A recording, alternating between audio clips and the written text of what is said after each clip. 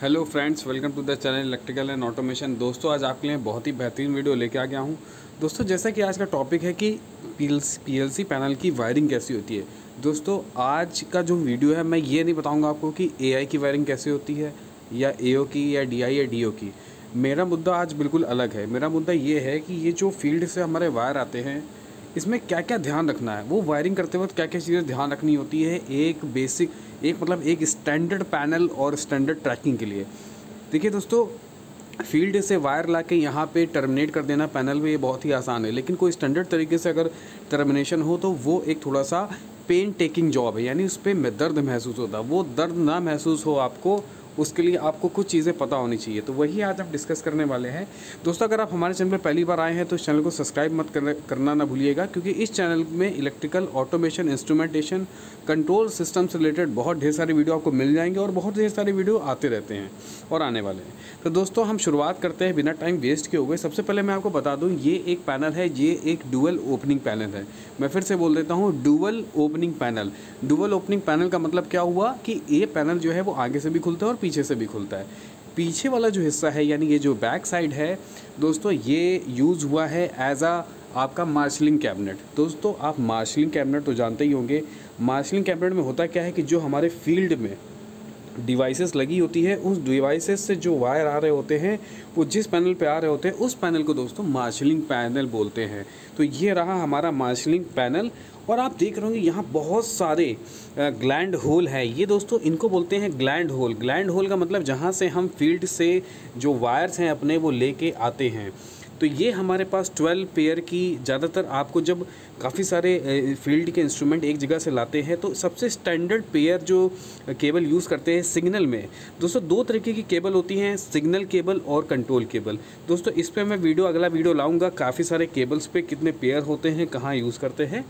तो इसलिए आप हमारे साथ बने रहें। हमारा अगला वीडियो केबल पे होगा। इंस्ट्रूमेंटेशन की सारी केबल्स जितनी भी जहाँ जहाँ यूज़ होती है सब डिस्कस करेंगे।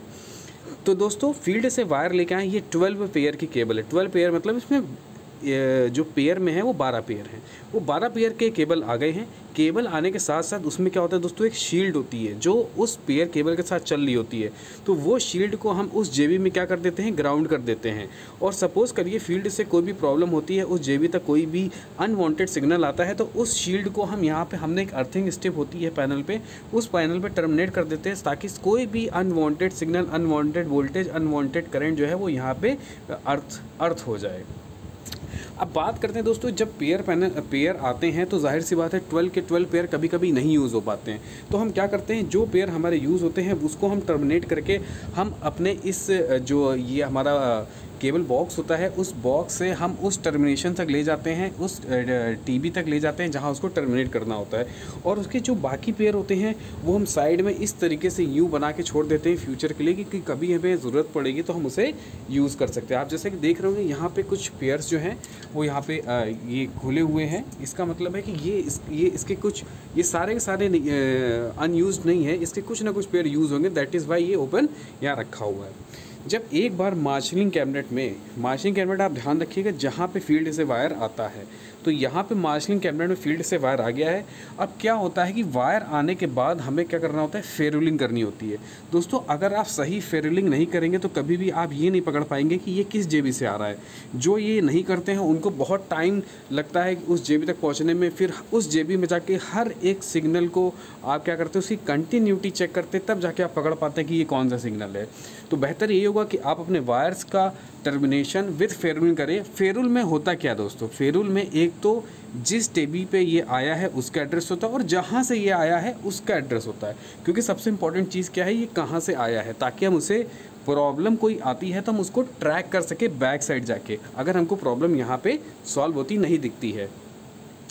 तो एक बार जब टीवी पे आ जाता है तो टीवी पे नंबरिंग जो होती है वो नहीं मिटनी चाहिए। टीवी के ऊपर जो स्टिकर है वो उसका आइडेंटिफिकेशन होता है कि ये कौन से नोड के, कौन से चैनल की, कौन सी टीवी है। तो ये भी एक इम्पॉर्टेंट चीज़ है। इसके बाद दोस्तों क्या होता है कि टीवी के राइट हैंड साइड पे, माफ़ कीजिएगा, लेफ्ट हैंड साइड पे ये वो वायर्स होते हैं।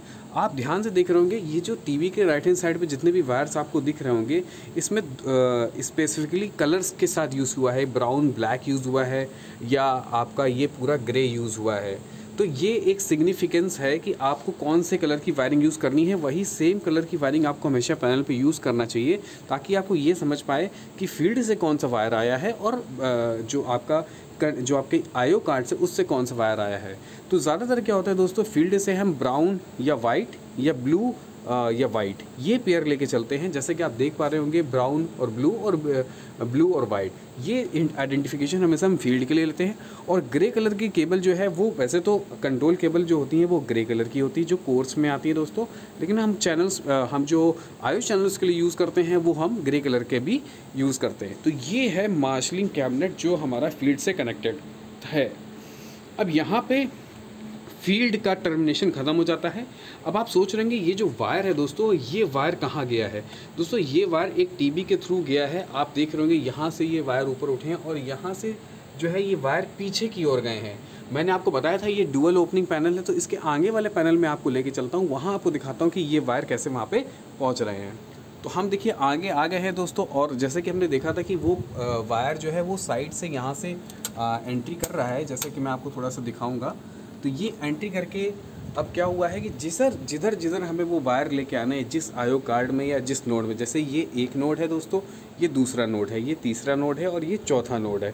तो 4 नोड लगे हुए हैं। इस 4 नोड में जहाँ भी हमको टर्मिनेशन करना है हम उस एड्रेस पे लेके आते हैं।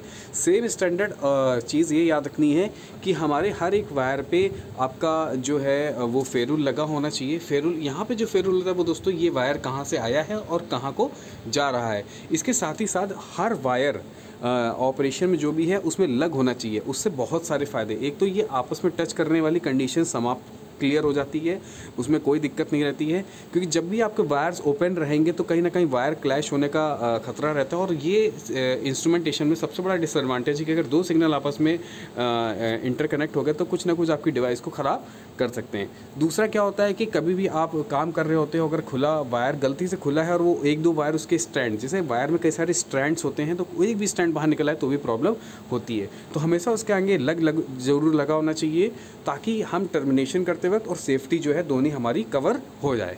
इसके बाद दोस्तों यहाँ पे क्या होता है कि हर एक आईओ कार्ड्स के जो नोट्स होते हैं उसमें कम्युनिकेशन कार्ड होता है, जिससे हम कंट्रोलर में कम्युनिकेशन करा पाते हैं। जैसे कि आपने देखा था वहाँ पे अर्थिंग होती है, तो वैसे भी आप देख रहे होंगे यहाँ पे हमने एक तरफ से इस आईओ, ये एक पूरी रैक है दोस्तों।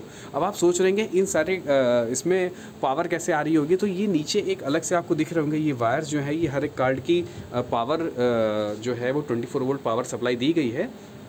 इसके अलावा इन सब की जो अर्थिंग का सिस्टम होता है दोस्तों वो कैसे होता है, इसके पीछे एक ये ब्लैक प्लेन है, ये एसएस का बना हुआ है, और इस बैक प्लेन में आप देख रहे होंगे एक अर्थिंग का वायर कनेक्टेड है। इस अर्थिंग का वायर जो है ये हमारे नीचे अर्थिंग स्ट्रिप लगी होती है उस पर कनेक्टेड रहता है, कि अगर कोई भी सिग्नल वहाँ से, जैसे हमने देखा था टीवी से अगर कोई अनवांटेड सिग्नल यहाँ तक आ जाए तो यहाँ पे भी एक सेफ्टी दी जाती है कि वो सिग्नल हमारे कंट्रोलर तक ट्रैवल या हमारे कम्युनिकेशन को डिस्टर्ब ना कर पाए, तो वो सारा का सारा ग्राउंड हो जाए। तो हमें हर एक पॉइंट पर चेक करना होता है कि grounding is very important in the instrumentation. आपको हर एक पॉइंट पर ग्राउंडिंग चेक करनी पड़ेगी, और सारी ग्राउंडिंग अलग अलग होनी चाहिए। कंट्रोलर के आईओ कार्ड्स की ग्राउंडिंग अलग होनी चाहिए, और उसके टर्मिनेशंस जो पीछे आपने देखे थे मार्शिंग कैबिनेट में उसकी ग्राउंडिंग अलग होनी चाहिए। दोनों ग्राउंड अगर मैच कर जाएंगे तो ग्राउंड मैच करने के साथ क्लैश हो सकता है। तो ये था मेरा आज का वीडियो कि कैसे जो वायरिंग होती है किसी भी कंट्रोल पैनल की कैसे होती है। और अगला वीडियो आज हम आने वाला है वो हम देखेंगे कि हमारी जो केबल्स होती हैं वो कितने टाइप्स की होती हैं, कितने साइज़ की होती हैं, इंस्ट्रूमेंटेशन में स्पेशली किस साइजेस की, किस कोर की, किस पेयर की केबल्स हम यूज़ करते हैं, और आईओ चैनल्स के लिए मतलब एआई के लिए कैसी केबल्स यूज़ होती हैं, और डीआईओ डीओ के लिए कैसी केबल यूज़ होती है। वीडियो देखने के लिए बहुत बहुत धन्यवाद। अगर आपको ये वीडियो अच्छा लगा हो तो प्लीज़ और लोगों के साथ शेयर करिएगा, और हमारे चैनल को सब्सक्राइब करना ना भूलिएगा। Thank you.